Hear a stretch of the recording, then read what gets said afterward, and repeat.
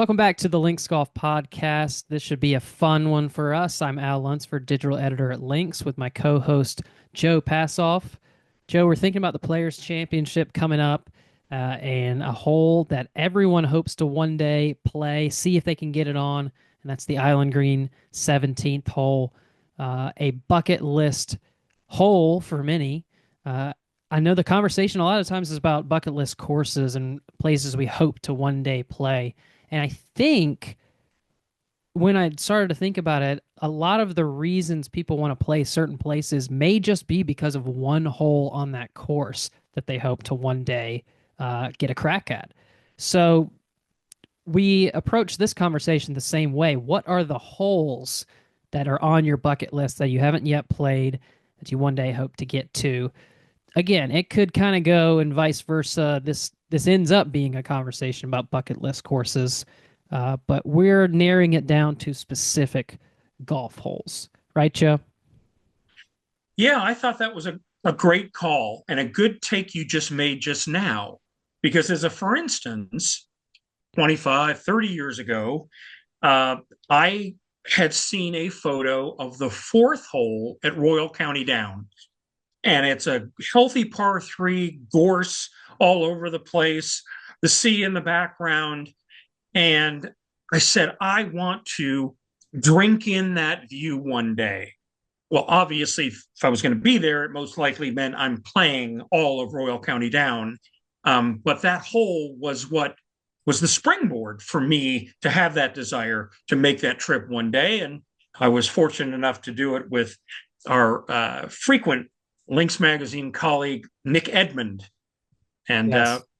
and so, that's exactly right. And for so many, when you're watching the Players Championship, and there's some remarkable holes out there on what was a truly awful site. Pete Dye working his magic with a great team. But yeah, who's kidding who? You want a crack at the 17th hole, the Island Green that looks so tempting at only 130, 140 yards, but so scary, obviously, because anywhere you miss and you are sunk and most likely looking at double. So a great catalyst to say, yeah, what are those golf holes that kind of stand out? Meaning, I want to get to those and the other 17 holes on that golf course. It's funny. I think this is probably something that a lot of people have thought about too, with the proliferation of great photography of individual holes and now video content and writers waxing poetic and speaking fondly of specific golf holes and really drilling into the architecture of what makes good holes good and great in some cases. So there's a lot of thought put into a lot of options that have come to the forefront that I certainly would have never heard about or thought about had I not seen a picture and said that is a golf hole I want to play one day. And that's where we are. So we're going to list five and five each. We've got our list narrowed down. Got some honorable mentions as well. I knew this would be a difficult task for Joe Passoff, who has played more golf than most human beings had in his lifetime and seen a lot of golf courses. So it was interesting to see where he went with this. I hope you guys feel the same way. And some picks, whereas I think my picks are kind of, well, compared to Joe's list, kind of generic in their bucket list worthy status. Mine are sort of like places I always think about, and I think a lot of people would agree if they haven't played there. Joe's is a little bit different because he's seen most of these places. Fair point, Al. And I mean, again, you're a lot younger than I am, and you've got a lot of time to do your exploring. But that was a challenge for me. When I look at our Links 100, and I played 24 of the top 25 courses in the world as voted on by the architects. So I had seen a lot of those great, great golf holes, and you're still waiting to see some of them. So yeah, I mean, the last year you you saw your fair share of remarkable holes, starting with Augusta National. But, I always feel like it's so cool to have something to point for. And there are some new courses that I haven't seen that everybody's raved about that have shown up in the rankings, and they will dot my list of honorable mentions. But for my choices, I went with well, I'll explain, Yeah, but they're much more historical related than they are either aesthetic or architectural standouts. sure. Okay. And let's get off to it. Like I said, I got some images pulled up of each of the holes we're going to reference, so I'll be able to um, put those on the screen for the people watching on YouTube to just take a look at the specific hole we're talking about, just a still image here. Um, and I will go first. So let me get this pulled up for everyone. Make sure that Joe, if are you seeing this on your end at least? A picture of a golf hole you may have seen before at one I point in have, time. and it's Okay. there. Yes. It should be very familiar to most, if not all. So the number one hole on my golf hole bucket list. That's sort of a mouthful. I'm sure I said that. Could have said that better. Is the 18th hole at the old course at St. Andrews. And this picture you're looking at is kind of from a side view of the 17th green down towards the 18th green and the RNA clubhouse in the distance. The Swilken Bridge is there.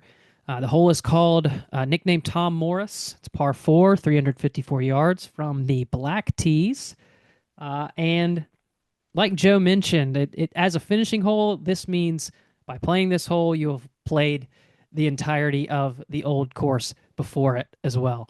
So it's part of the reason, old course is on the bucket list for its entirety, but specifically, I just can't wait to play the 18th hole. Uh, it's a drivable par four, for many, and if not drivable, you're getting really close if you have a good shot there. You've got the Swilken Bridge you're prepared to walk over after your tee shot. The town's on your right, the beach on your left, the RNA clubhouse, the Valley of Sin up on the green, and just so many moments that have occurred. Uh, Historic Open Championship walks to the finish, people stopping and their last Open Championship played on the Swilken Bridge to wave at the crowd and say hello. It's just a special, special place in the world of golf. Uh, on top of that, it's a huge fairway. It's pretty hard to miss unless you banana slice one off to the right. That's why you aim way left, Joe. A huge green, and there's no bunkers to deal with. So it's pretty straightforward. It's a short hole. Just put it in play, and you got a good chance to come up with par if you can navigate your putter well on this gigantic green. And this is the number 5 course on the Links 100, so I'd be able to check off a top 25 course there. So top of my list is the finisher at the old course. Al, I've got to applaud this choice. In a lot of ways, many would come back and say, how can you not pick the 17th hole, the famous road hole? Drive it over the hotel is the aggressive line, risk putting it out of bounds, and all the other stuff that goes with the road hole. Well, the road hole is funky in a way that there's almost no other hole like it. The 18th, you get to exhale. You really get to breathe a little bit because it's definitely reachable in this day and age by a strong player. But there are enough quirks beyond that for even a modest 12 handicap, starting with whatever the wind is doing. If you can't generate it enough power off the tee, you have a possibility of landing on this path. It's like a kind of a pavement, but a little softer, called Granny Clark's Wind or Wind, WYND. And it's where folks get to walk back and forth and access the sea by walking from town and back and forth. On Sundays, the old course is closed, and you see lots and lots of traffic. For the most part, it's not used all that often while people are playing for obvious reasons. But if you land on there, it is part of the golf course. That means you have to play your shot from that You cannot take a drop and say, well, this is cart path, right? Oh, no, you don't. We play the ball down here at the old course. So that's one of the fun things. And the other fun thing is the green complex, which is just wild. Okay. The Valley of Sin uh, it causes its own problems, whether to chip or putt through it or wind down in it. But even for a modest player, when the hole is cut just on the other side of it on the green, you feel like you want to play it safe and hit it past the pin on your approach shot.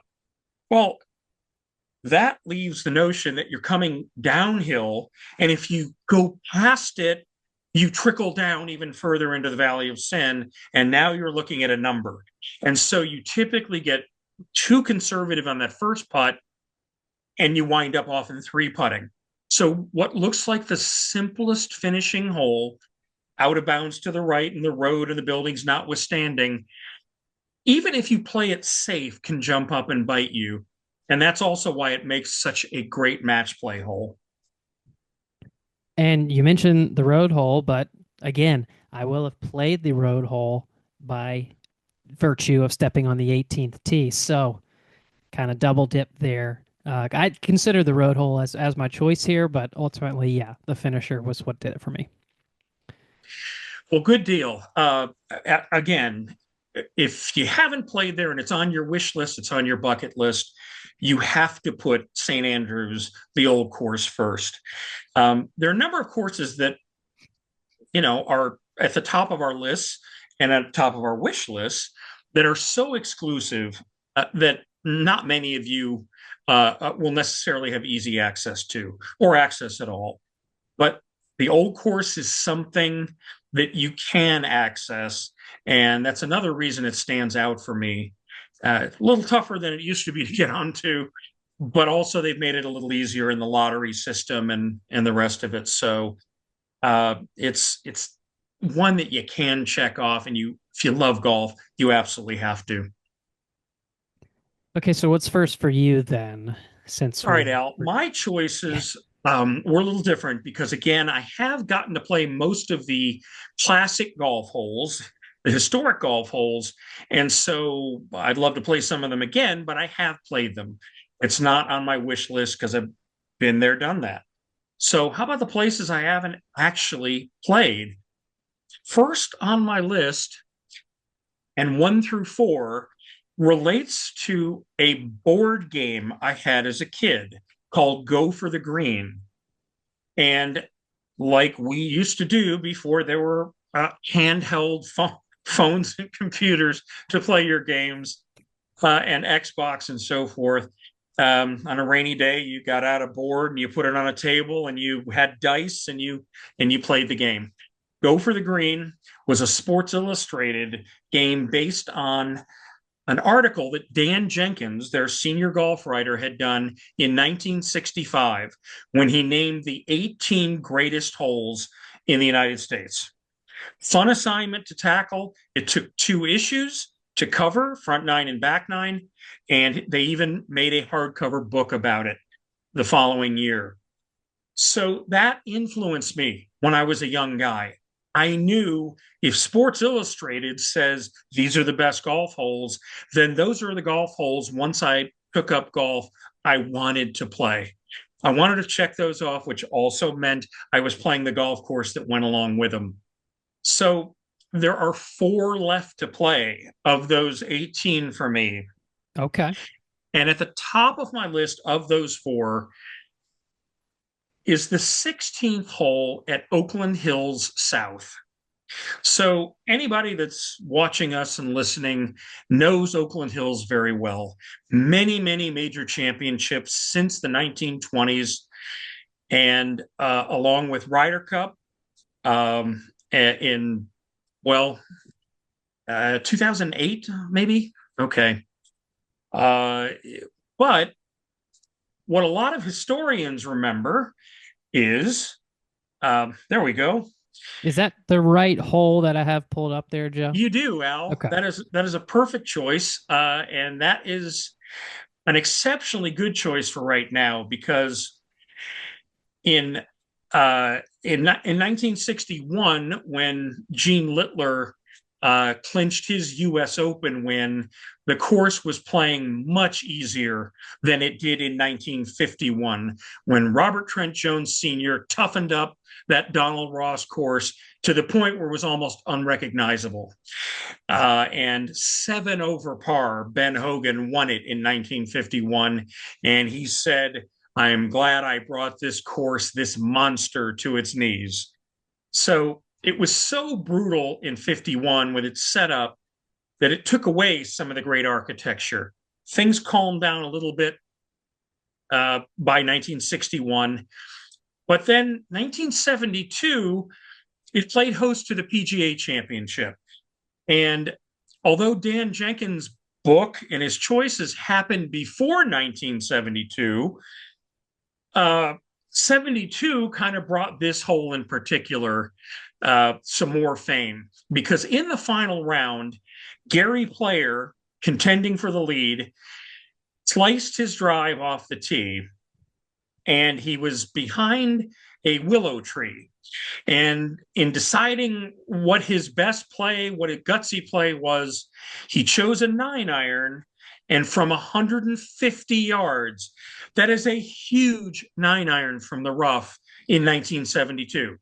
Today, that's kind of a stock 9-iron for most of the guys who play the tour. But in 72, that was enormous. And he was a strong, even though he was small, he was strong, lofted it over the willow, over the lake, and put it to 4 feet. And that, in effect, clinched the 1972 PGA Championship for Gary Player. Since then, a number of majors have happened. And in addition, Gil Hanse came in a few years ago and restored as much Ross as he possibly could.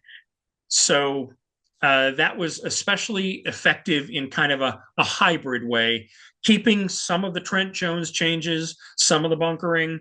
But here you see 16, it's still a shot that calls for some courage where you got to hit your second shot, especially if the hole is cut center or center right. It calls for some bravery. Got to find the fairway and come up with the goods on your second shot. So that is my top choice of the holes and the golf courses I would like to play. If you were following along on the video, you will have seen me, I think, on my shared screen typing in because we were questioning when they had the Ryder Cup there at Oakland Hills. I was trying to look it up. 2004, Joe, is when it was Oakland Hills. And then '08, they went to Valhalla. Huh. '04. I was there, so I should have remembered that. I mean, that's 20 04, I years think, ago. was a yeah, I think '04 was kind of a rough year for the U.S. At Oakland Hills. So The first thing I'm seeing is something about um, Phil consoling Tiger after Tiger missed a putt on the 18th hole there in 2004. So um, an odd thing to read, that's for sure. yes, yes, no question about it. Well, going from on perhaps an unexpected choice for me at the top of the list, let's head for more familiar ground for your next choice, Al. Let's go back to the bread and butter for sure. And my next choice is another Open Championship venue and as famous of a hole, maybe the most famous hole on the Open Championship Rota is that could be, you know, hyperbole, but I think it's definitely in the conversation. So I'll share here again, and you probably immediately recognize this if you're a fan of tournament golf as the postage stamp, the par 3 8 that Royal Troon, 123 yards max. It is the shortest par 3 in the Open Championship Rota. Royal Troon, a 10-time Open Championship host, number 49 in the Links 100. And this is one of the most famous and feared holes in the world. As put on their website, I'll quote, surrounded by 5 bunkers, including the infamous coffin bunker in the back left, and further protected by strong winds off the North Sea. The tee shot is played into a perilous, sloping green, which strikes fear. And I thought this was funny. They weren't saying strikes fear into the players. which strikes fear into every local caddy. So we're talking about the guys that have to tell people what to hit on this hole. That's who is fearing it the most. Designed by Willie Fernie, Open Championship winner in 1883, and christened by two-time champion golfer of the year, Willie Park Jr., who wrote about it in Golf Illustrated, saying it was a pitching surface skimmed down to the size of a postage stamp. And put simply by Phil Mickelson, the postage stamp is a perfect example of how you can challenge the best players in the world, uh, not by length, but by making them hit a specific shot to a specific distance. One of the, yeah, this is kind of like Sawgrass 17th, right? It's all about can you hit the green uh, on the postage stamp? And the one thing my dad always talks about, like, he's been scouting a couple times. Like, what courses did you play? Like this, and this, the old course. Played Royal Troon, and yes, I hit the green on the postage stamp. It's always something that is part of that conversation. The same way that yes, I hit the green, the Island Green 17th at TBC Sawgrass would be something that you would tell everybody that you know if you're talking about your round at such a course.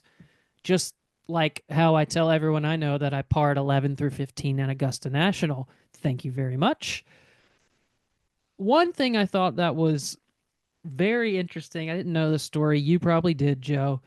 Um, Gene Saracen, who hit that famous shot at the 15th at Augusta National, and they built a bridge for it. In his penultimate Open Championship appearance in 1973, at 71 years old, Saracen, who won the Open in 1932, aced this hole and calls it the most memorable shot of his career. So more memorable than that shot at Augusta, because it was sort of the cap to his Open Championship career. Uh, he did play one more time, but this was sort of his like final big moment of his entire golf career. And he did it with a 5 iron. Joe, he aced the 123-yard par three hole with a 5 iron. A little into the wind, but uh, how many aces do you figure are happening on the postage stamp with anything more than a 8 iron today? All of that. Yeah, all of that's true. And for Gene Sarazen, what a moment. Yeah, better known for that simply because cameras were actually able to capture that. Right. And, it shows up every time the Open goes back to Troon or we talk about the best Open memories. And then uh, not many remember that the very next day, I believe he did not hit the green, but pulled out for birdie. um, to go 3 under on the hole, although he did not make the cut. I mean, 71 years old. What an incredible thing. And yes, hitting a 5 iron. In the day where it just wasn't a big deal to whatever you hit the club that fit the shot. You Right. know, Right. um, and I mean, we remember the last Open at Troon, which happened not long ago. And uh, that hole was so wonderfully testing. And one of the days they moved the tee up from its usual 120 or 125 to about 100 because they set the hole on the other side of a little tiny ridge and a little bit like the seventh hole of Pebble. I mean, when the wind is blowing and you got a tiny little club in your hand, wow, how do you do? I mean, you're humiliated if you don't reach the green from 100 yards and you're one of the best players in the world. And yet, when the wind is going and do I attack the flag? Do I not? And if I don't, I still got to get it over this ridge and leave it somewhere close for par. So, penal in some respects because the bunkers are so mean, but because the hole is so short, a little bit like Sawgrass, and the Island Green, it's phenomenal because anybody who plays golf and can get it airborne, you feel like this is doable. That on a given day you can make a birdie Mm-hmm. because it's just so short. So totally worthy of its status as one of the most memorable, if not the most memorable hole on the Open Rota, and worthy of being your number two. As far as there's that life list, got to go play it. And inevitably, those holes, those kind of do or die short par threes that everyone knows around the world, and Golden Bell and the Island Green, the floating green at Coeur d'Alene, um, and this one, the postage stamp. I mean, part of a great conversation about really good par three holes that demand you have to hit this shot in order to find yourself um, on the putting surface and any sort of chance. Or else, you're basically looking at uh, par, miracle par at best, but more than likely bogey or worse. There you go. Okay, number two. If you go to think the way I think you're going, Joe, then this is going to be a hole that I have played actually. Well, the hole that is next up on my list If it's how you wrote it is on your list, and I'm following the way is you Oak wrote Hill it, Country and Club. then that's the one. Oak Hill Country Club in suburban Rochester, New York. The East Course. Yes, the East that has hosted U.S. Opens and PGAs and U.S. Senior Opens and Ryder Cup, a Ryder Cup that I did attend also in 1995. Okay, so again, this was one of the holes on Go for the Green, the game that was based on the Sports Illustrated 18 best holes. Now, to be fair to Dan Jenkins, he actually picked the 13th hole at the Dunes Club in Myrtle Beach as the best 13th hole in the country.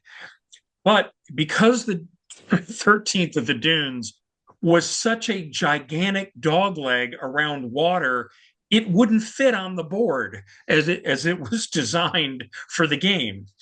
So they went to one of his honorable mentions, the runner-ups, and that was Oak Hill East, which was a long brute, but straight ahead, completely straight ahead. And so it fit on the board, and that's why it was important to me. So, 13th hole at Oak Hill East. Um, this isn't a great risk reward par five. Yeah, there are some that'll tell you there are some risks and rewards to be had in the 2 to 3 shots nowadays. But mostly it was known for its length. For years, it actually played in the neighborhood of 590, 600 yards, which was exceptionally long for a hole in the Northeast. But Donald Ross, in the days that he designed it, there was not automatic irrigation. So conditions were on the firm side, and 3 pretty good shots could get you home. What was extra special about this golf hole, at least as it related to after Ross designed it, was the trees on either side of the hole, and especially on the side of the hole where the American flag is, was called the Hill of Fame. Not the Hall of Fame, but the Hill of Fame, which functioned as a Hall of Fame. Yep, a little confusing, but I get it.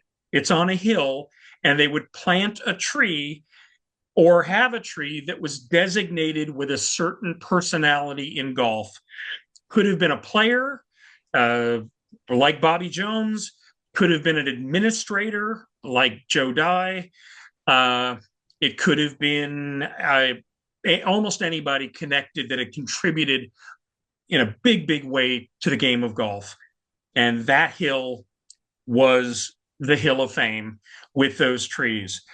So, yes, I wanted to play it and still want to play it. Now, the hole does play a little differently these days. When Andrew Green came in a few years back and did the restoration, he also did a little bit of modernizing, for today's game. So added about 30 yards to this hole. It now plays 625. Ooh, but these guys are so long. There's a creek that bisects the fairway, and some of the players, like at 300 yards, could carry it, or at least drive down close enough to it that even from a little bit of a downhill lie, they'd have a chance to get to the green. Now, no eagles were made on this hole during the 2023 PGA Championship that Brooks Koepka won, but the guys did have a chance at least to think about what they wanted to do on getting close to that green, right next to that green, or just lay back and come in with a full wedge. So, in addition, because uh, the the hole needed a little more sunlight for the turf and some tree clearing to match the rest of the course the way it was in Ross's day. Some of the trees on the Hill of Fame were relocated and new plaques put with them. And so the folks that were honored are still honored, but just in a slightly different spot. Hey, no matter to me. One day I would still like to journey through and by the Hill of Fame at Oak Hill East, 13th hole, massive par five, Rochester, New York. I was taken aback when you just said that no one in the PGA Championship made an eagle on this hole. How often do you hear that about a par five on the PGA Tour and Major Championship golf, where not one of the guys can get there in three? That can't happen very often.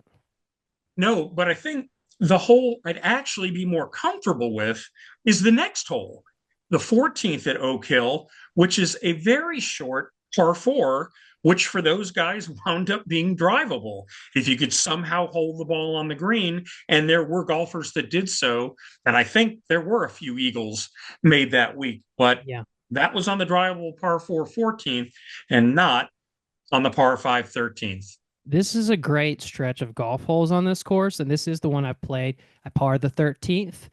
Thank you very much.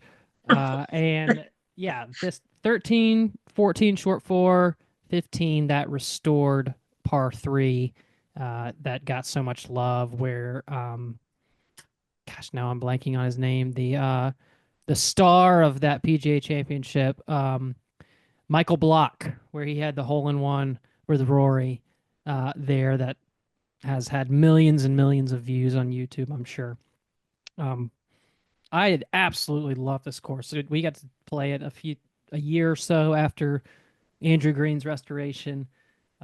This hole is great, as Joe mentioned. What you can't see here is that creek at the bottom of the hill before it goes back uphill.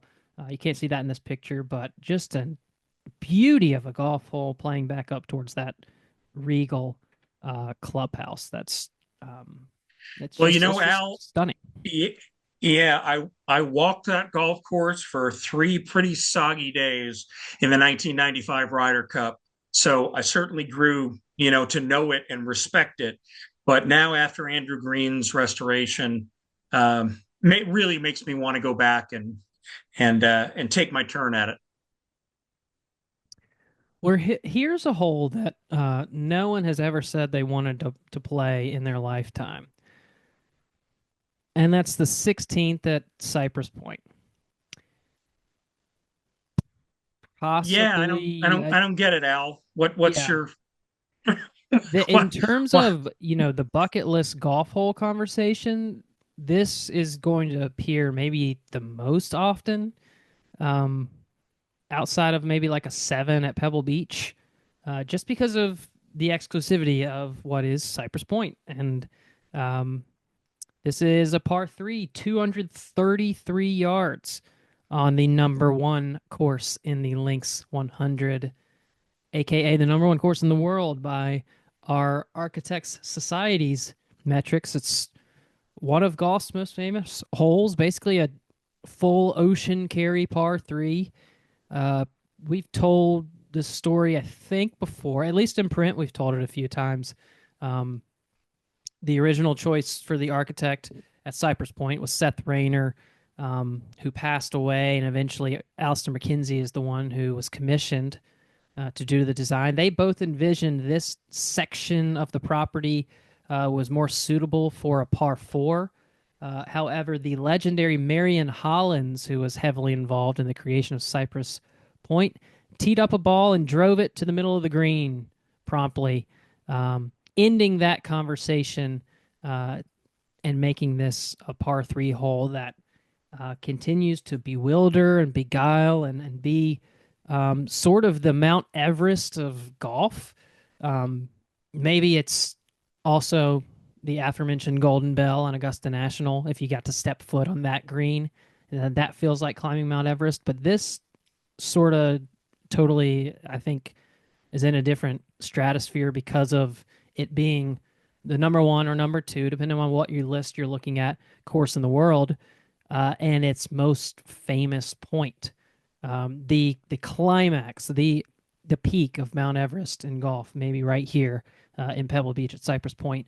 And after you play it, Joe, I need to look this back up. I had this pulled up, but I couldn't. I must have exited it out. So bear with me, please. But we had a piece on linksmagazine.com about golf course landmarks. Let's see if I can find that really quickly without you guys worrying too much about my browser here. Here we go. There's a plaque on the 17th tee at Cypress Point, uh, sort of an ode to a gentleman that his name is Clark W. Bearden. It's called Boney's Pulpit. So this is right after you've played the 16th green at Cypress. There is a plaque that says, "Gentlemen, I suggest that we pause for a moment, admire the beautiful view, count our blessings. Very few of us are privileged to pass this way." And what a way to kind of put an exclamation point on having just played the 16th at Cypress Point than to do as is advised and count your blessings, take a moment, appreciate where you are, what you've just done, and the golf hole you've just checked off your bucket list. So, Joe, that would be something that I can't really fathom what it feels like until I actually do it. Yeah, and I imagine that will happen for you in the not too distant future. I love when that's like America, that. yeah, America and the rest of the world's going to get a great look after a long absence at Cypress Point when it hosts the Walker Cup later this year. So that's going to be just fantastic to be able to view that for a couple of hours, couple of days in a row. Yep. Not too much more I can say about it. I will tell you that of the times I have played the 16th, I only have one par. At least I have one par, but it was alongside our friend from Greensboro, who we had as a guest on the program a couple seasons ago, Hayes Holderness, Ah, who made a birdie that day at 16 and trumped my one par. But I was happy for him and happy for me. So I've had much better success on the little hole before it, which might even be more spectacular looking than the 16th, which is the 139-yard 15th. And I have made it two there and a few threes, but 16 is where the combination of beauty and brawn meet. The fantastic thing about 16 is that its designers were able to spot a spit of land that lets you play it safe. If you can't handle, say, a 210-yard carry given the conditions, or 215 if the wind is blowing and so forth, 160 to 170-yard shot out to the left, well placed, will give you a fairly straightforward pitch back into the green. And so that's why most players of every ability at least have a fighting chance here. If it were all or nothing, there would definitely be folks that say that's too much. So, as it is, when you play a pretty good game like you do, Al, you want to step up to that tee and say, we're 220, we're 230, and there's a little breeze up and the waves are crashing, and let's see what you got in your let's go. arsenal. Yeah, exactly. Exactly. Okay, so I'll have to congrats to you, Hayes, on that birdie. I'll have to alert him after we're done here to make sure to listen to this podcast because he'll get a kick out of that. All right, so that means you have three left. I have two left. Al, my next choice, we're going to the Heartland. And for a long time, I kind of maintained that this was the golf course that really was highest on my list among classic courses because so many people not only ranked it in the top 25 of the US, even the world, but also said it was the most underrated of all those courses. And I'm talking about Prairie Dunes in Kansas, and the one hole that jumps out, say, more than any other there, and it did for Dan Jenkins at Sports Illustrated, was the par four eighth hole. Okay, So, let me pull that up. I think all this right. here we go. It's a good shot from the fried egg, this photo here. Now, as a for instance on how times have changed over the years, when the hole was built, it was part of a 9 hole course designed by Perry Maxwell, and the hole was only 395 yards. By the time Jenkins wrote about it in 1965, it was 420 yards. Today, it measures 468. So much longer than it did in 65, and much longer, even more so than it did in 37, to try to preserve the shot value given the way equipment has changed over the years. Because one thing that hasn't changed much, apparently, are the winds that blow off the prairies that give the course its name, Prairie Dunes. For years, the most British looking American course that there was, because the wind shaped these sand hills and gave you these fabulous billowy contours that you see in the eighth fairway. And so you didn't need any fairway bunkers because the contouring itself was so beguiling. Prairie Dunes was the famous course that the architect Perry Maxwell said he walked it and said, there's 118 great golf holes here. All I need to do is eliminate 100 of them. Well, fortunately, he didn't eliminate this hole, the eighth, which then heads a little bit uphill to the right, is defended kind of back left and front right by bunkers, and then these thorny yucca bushes and native grasses. Uh, that look, the naturalness and the difficulty when the wind is blowing, make this a great, hard, natural golf hole. And for all of those reasons, I would love to have not only say I've played it, but fought for a par there. Prairie Dunes came in at 13 on the Lynx 100. I know we were talking about surprises of the list. Did that surprise you? And, particularly given that, Pebble was at 15 and Oakmont at 16 and Marion at 18 and Prairie Dunes is there at 13 above all those. So, in the article that I wrote and in our discussions about surprises, I missed Prairie Dunes being ranked that high. And what did I say when I started today? As high as this course is, it's seemingly always underrated. Well, the architects gave it sufficient love to place it among those other fantastic golf courses. And again, I'm not a young guy anymore. It needs to be a priority for folks that feel that this golf course is so good. And it's hosted some big tournaments, some senior AMs and some women's AMs. I know Julie Inkster won one of her women's AMs here. The Trans Miss, when Jack Nicklaus played it and couldn't break par in 4 days. And yet, because and a senior open, I think, too. Well, for whatever it's worth, it's still underrated because it didn't even jump out at me as a surprise being ranked that high. So, all the more reason Prairie Dunes and the eighth hole for starters just and needs to be something I play one day. Well, good. I'm glad you shed a little light on that and what you were thinking when you saw that in the Lynx 100 as well. The next course for me was not on the Lynx 100. It was on this golf hole was on your list of the top 10 finishing holes in golf, which I'd have to say has a little bit to do with why it's on my list, and that's the 18th hole at McLemore in Rising Fawn, Georgia, the Highlands course, par four, 435 yards, built in 2019 when they redesigned, Bill Berg and Reese Jones redesigned Canyon Ridge in the mountains of northwest Georgia.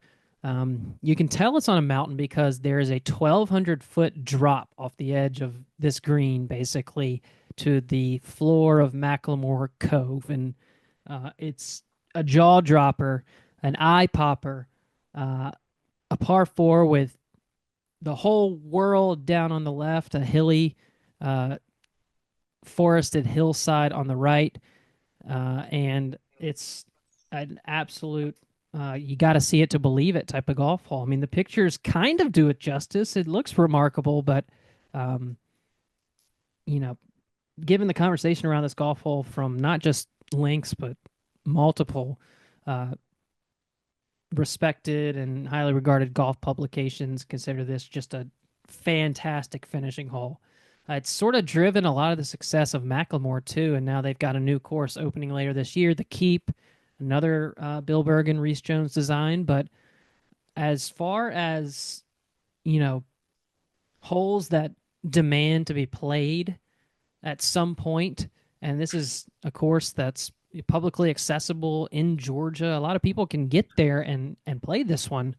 Um, it's on my bucket list because I think I can do it. You know, as great as it sounds that you think I'm going to get to play Cypress Point one day, I hope I do. I know I can play McLemore pretty much anytime I want, so I can go check this one off. Um, I know you know a lot about this hole. There's a great backstory behind it. In our spring issue, there's an entire piece that you wrote for us about the creation of this golf hole. Um, it looks splendid. It looks like one you want to add to your list, and I added it to mine. Uh, good going. Because something tells me you're going to see this sooner than later, and I won't give up, too much of the story that I wrote, backstory that'll be appearing very soon in print and links. But I will say this, and we had Bill Bergen on our podcast a year or two ago, talked about this and talked about the new course, the Keep.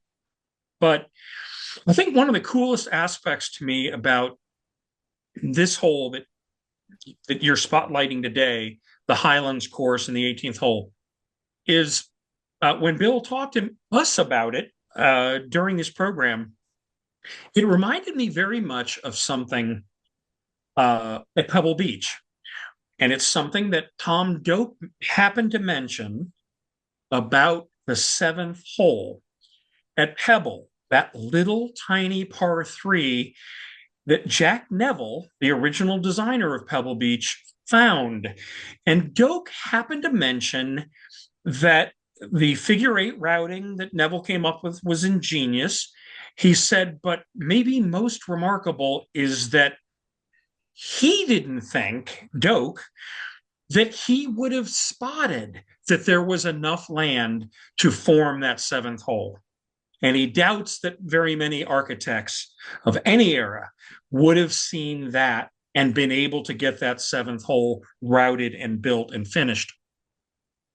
And so I felt the same way when Bill Bergen was talking about this hole at McLemore's Highlands, is because he was tasked with trying to find a new green site, and he had to scramble down a rocky escarpment and all full of brambles and the rest of it. Bill's a very fit guy and a wonderful player, and saw it. The vision was there. If I can just get to it and we can build it amongst all this rock ledge and the rest of it, it could be a golf hole. And sure enough, he was able to do that. They were able to make this happen. And now it makes the list of best finishing holes in all of golf.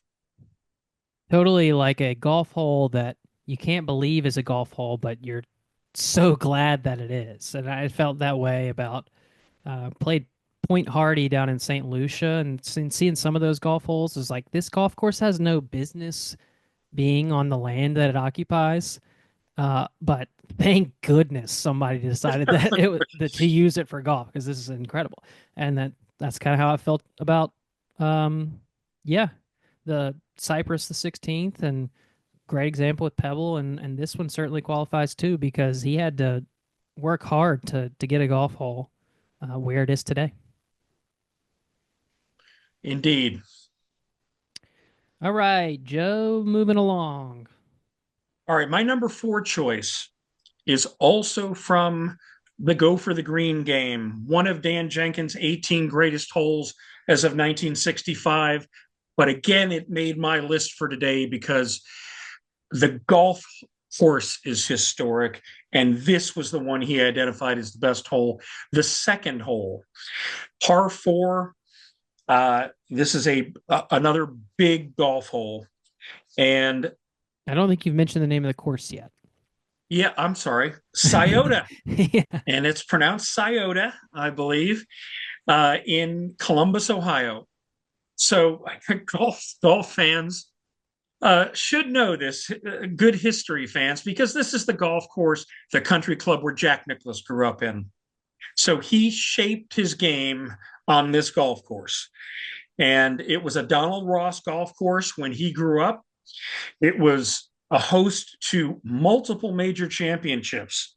Bobby Jones winning a U.S. Open here, the club hosting a Ryder Cup a couple years after that, the 1950 PGA Championship.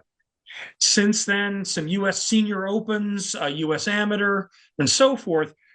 But after some tweaks and some more redesigns, most significantly in 1963 by Dick Wilson, which radically changed the character of the Ross design. Kept almost all the corridors the same, but elevated the greens the way the 1960s architecture worked and the bunkering style and the rest of it. Well, it was still a very highly regarded golf course for quite some time and was even in the running for another US Open, but just fell short. And for such a proud club, I think they understood this. Having Michael Herdzon, great designer in town, do some work, and Jack Nicklaus and others, they went a different direction a few years back and brought in Andrew Green, who had proven himself as someone who not only talks the restoration game but executes on it. And according to reviews, Andrew did a marvelous job.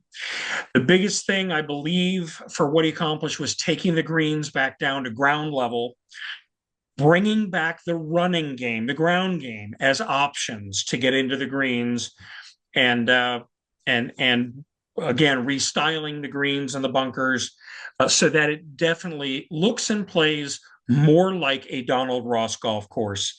And in the case of the second hole, it's a big, meaty, Jack Nicklaus size par four that was 436 yards when Jenkins played it in 1965 and now measures 460. So not that much longer, but plenty of golf to be played. Difficult is the turtleback fairway because if you don't use the right shape on your drive, in addition to a lot of distance, it can shed either left or right. So kind of have to have all of that working, and then a pretty healthy second shot. And obviously four is a really good score on a par four like this. As far as other famous stuff that's happened on this hole, I can't really recall that much. Jenkins used a bunch of missed putts from the 1950 PGA, and something tells me he just picked the toughest hole on the course Jack Nicklaus grew up on that had hosted multiple majors. I think there's an awful lot of other good stuff going on at Scioto, but this would be the catalyst, for wanting me to get there and play it. You gotta stick to your list. I mean, that's very important that you honor the hole that Jenkins picked from this golf course. It's a great looking golf hole. I'd love to step foot on it, obviously, and um, it's a long but fair. It seems like you said, as long as you play it correctly, um, open up right up to the front of the green, nothing in your way there. So it's a good looking golf hole. It's a great looking golf course all around this one. Well, Al, you've been rocking and rolling so far with your first four picks. What's number five for you? Maybe a bit of a sleeper as it relates to the rest of the holes in my list, and there's a pun intended there. Because it's turned into one of the most photographed holes in golf, I think, and for good reason. I mean, you don't see many holes that look like this. So here you go.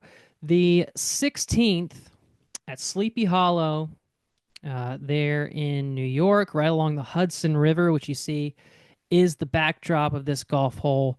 A short template from C.B. McDonald, who designed the course in 1911. It's par three, about 155 yards.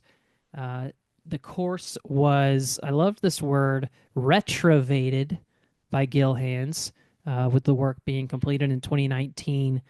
And this is just sort of the signature golf hole, the most Instagrammable hole in golf, if I might say so myself. Uh, you've got the views out to the Hudson. You've got this square shaped green uh, surrounded by a horseshoe shaped trench bunker guarding basically all sides. And then you can't quite see it in this image, probably. If you look overhead, this is one of those thumbprint greens, Joe, that um, you put this all together, then this is the hole that uh, you looks like it could have just been created on a video game. It's perfect for a fantasy calendar, as a lot of these golf holes are, but um, this is just straight out of the mind of C.B. McDonald and put so well on display by Gil Hands. I understand they took out a bunch of the trees behind this hole, so you could really get those clear views, uh, looking over the Hudson River in the background. Um, it's just a cool golf hole that every time I see it, I'm like, man, like that's so cool. I would love to tee it up there. And from what I understand, by many, it's obviously a private course, Sleepy Hollow, but it's considered as one of golf's greatest walks. Even more so since it was restored or retrovated by Gil Hands a few years ago. So this is just kind of a hole that ode to the internet today that I've seen so often that it sticks out in my mind when I think about really fun, cool looking golf holes. I'm like that's one I'd love to check off the list and get a picture of myself, uh, either playing it or standing with it in the background to update my profile picture on my social media outlets. Yeah, what a fun choice, Al. That was, of course, our fearless editor George Pepper at Lynx was a member there for many years, may still be, but enjoyed a lot of good times there. The stories I heard of him bringing Bill Murray into the fold.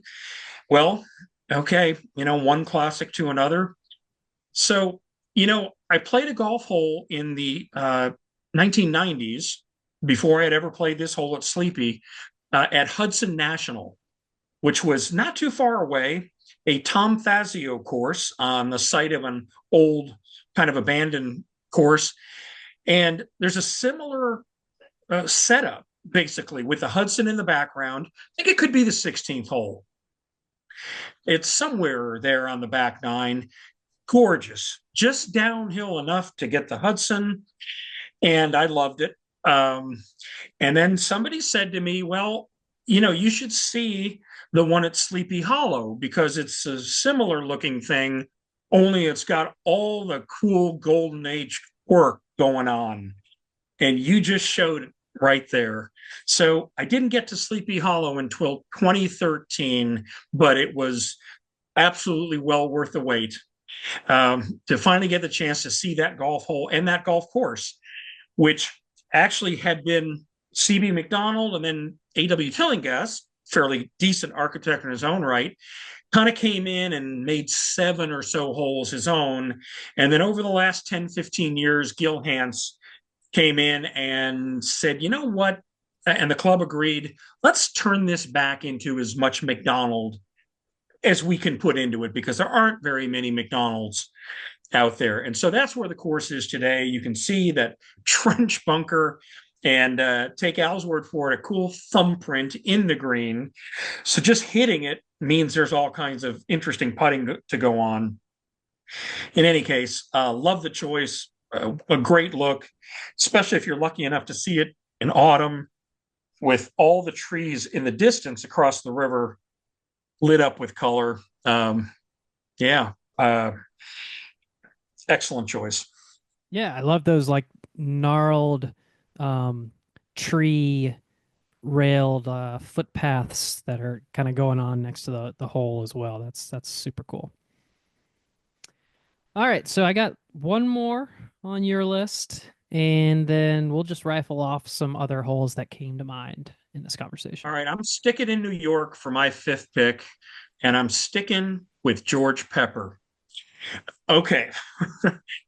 From the Dan Jenkins book long ago, there are only four holes that I haven't played. But George Pepper put together a book with his team then at Golf Magazine, the world's top 500 or best 500 golf holes. And that book came out in the year 2000. And in an early section of the book, after the introductions and the hellos and the handshakes, the first section is of all those 18 holes, 500 holes, what are the 18 greatest? I've played 17 of them that they identified. And the one I haven't is a pretty nasty black check mark in my life of golf. And that is the black course at Bethpage, the site of the Ryder Cup coming up. Ah, my goodness. It's the top ranked public course that I've never played, never even got to walk it, haven't covered a tournament there. On the day I was at Bethpage, I played the red course because the black course was closed. Just my bad luck. And in all the other great New York golf that I've been fortunate to play, I have not gotten back to Bethpage. Now, it helps to be a reasonably healthy person because it's walking only and it's a lot of hill climbing, in addition to thick rough and gigantic bunkers. You need to be a pretty good player and also physically fit to appreciate Bethpage. The golf hole that George Pepper and his fellow teammates picked for the 18 best was the fifth hole, a par four of 478 yards that kind of slithers uphill through the trees, massive bunker with islands, wrist fracturing rough. It's just so Bethpage.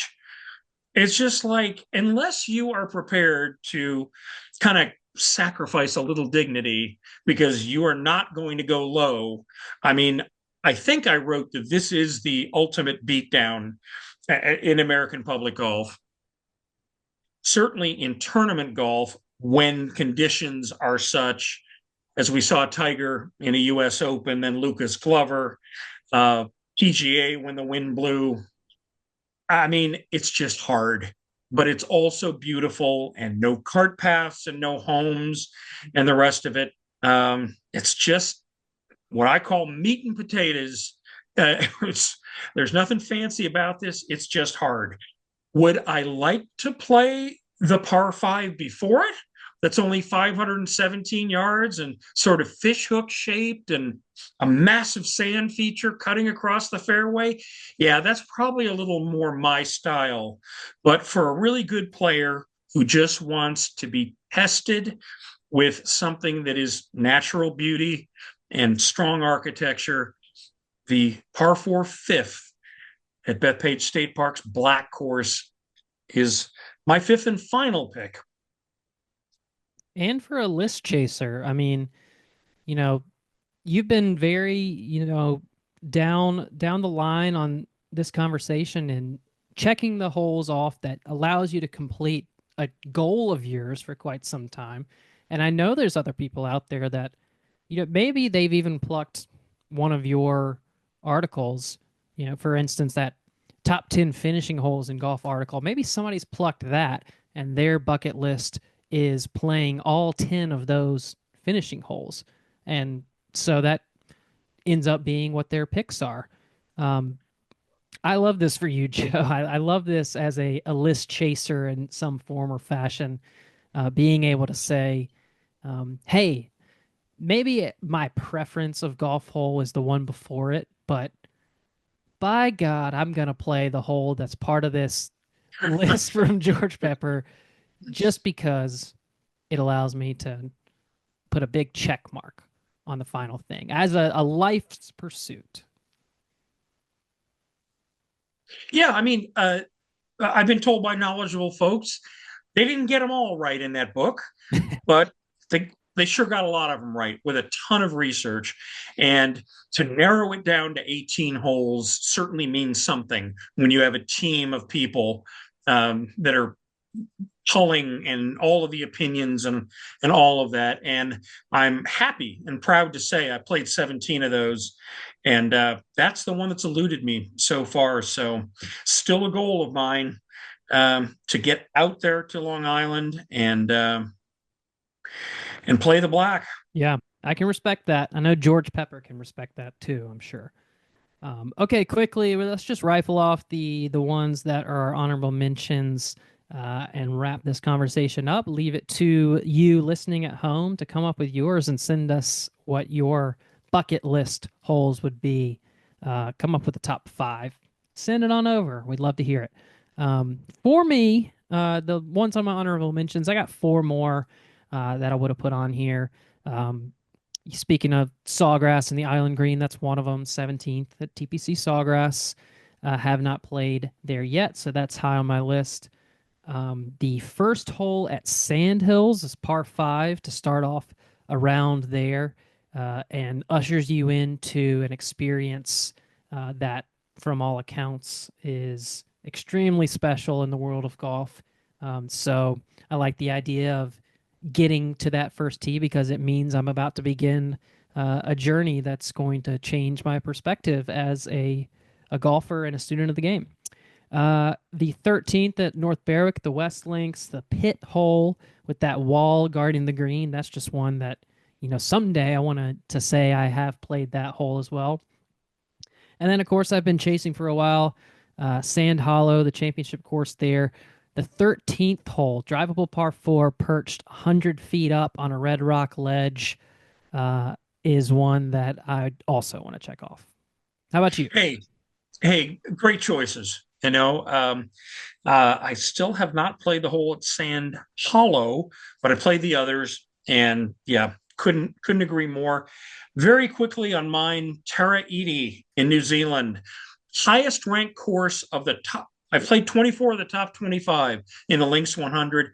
Haven't played that one yet. The par 3 17th gets a lot of nods for its shaping, sand features, and ocean backdrop. Cabot Cliffs, I'm sorry to say, I've seen but haven't played. The 16th hole, par 3, cliff to cliff top. Point Hardy that you have been able to see down at Cabot San Lucia. The stretch of 15 through 17 sounds like I need to check off my list to cheat on that one. Yeah, a 4 and then back-to-back threes right there. Peachtree in Atlanta, the famous collaboration between Robert Trent Jones and Bobby Jones, Augusta-like with some differences, but it was a landmark in architecture. And one of the holes that gets a lot of attention there, even at a very low-key club, is the second hole, a par 5 that kind of a little bit of a creek, a pond, a split fairway, but no bunkers. So would love to see Peachtree, especially for its architectural value. Landman out in Nebraska kind of set a new standard with naturalism and gigantic greens, specifically the short par 4 17th. Its green is 34,000 square feet. Don't think I'd want to mow that every day, but I would love to play it one day. Shadow Creek is kind of my bet noir. All those chances and opportunities and all of those this and that, still haven't played it. Tom Fazio, the ultimate expression of doing something amazing, creating an environment over nothing to work with. 17 or 18 would be great choices. And my final one, Al, came from a Links Insider piece that Sean Tolson did on the 10 holes with waterfalls that are terrific. And one in particular that I haven't played that just jumped out at me and like, wow, is called Highland Falls Country Club in Highlands, North Carolina. Little thing, 130 yards. Again, you just didn't feel like you could fit a golf hole in there. And there's this element of verticality right behind the green to the left with this skinny waterfall coming down there. Just looked like fantasy calendar stuff. And I'd like to turn that fantasy into reality. That hole was epic. We put that on Instagram and it sort of blew up in terms of our what we see on our metrics on our Instagram post. I mean, that was one that uh, is one of our all timers in terms of performers. So I think a lot of people were like, "Whoa, what is this little hole?" Because yeah, it's another example of like, what you put a golf hole there? Thank you very much. And I echo 16th at Cabot Cliffs. I almost put that on my list because I've seen so many photos of that hole. Fantastic. Landman is a course that's in general on my bucket list as one of the best new openings within the past couple of years. So yeah, I can totally see and agree with all of these. And um, again, Point Hardy at Cabot St. Lucia is the only one I've tackled that's part of your list there. Um, and that's a very cool stretch. As I mentioned, a short par four and back to back par threes at 16 and 17. That place is special. Well, Al, this was fun to go down our wish list, basically, for individual golf holes and then the courses where those holes are a part of. Man, it just means we still have some golf to play. Yeah, it's an easy conversation because me or you are not experts on either of these places or all of these holes we're talking about because we haven't seen them yet. So we'll circle back around and let you know once we've had a chance to play them. Thanks, Joe, for the conversation. Again, reach out to us. Let us know what's on your bucket list of golf holes. For Joe Passoff, I'm Al Lunsford, Links Golf Podcast. Thank you for listening. Until next time.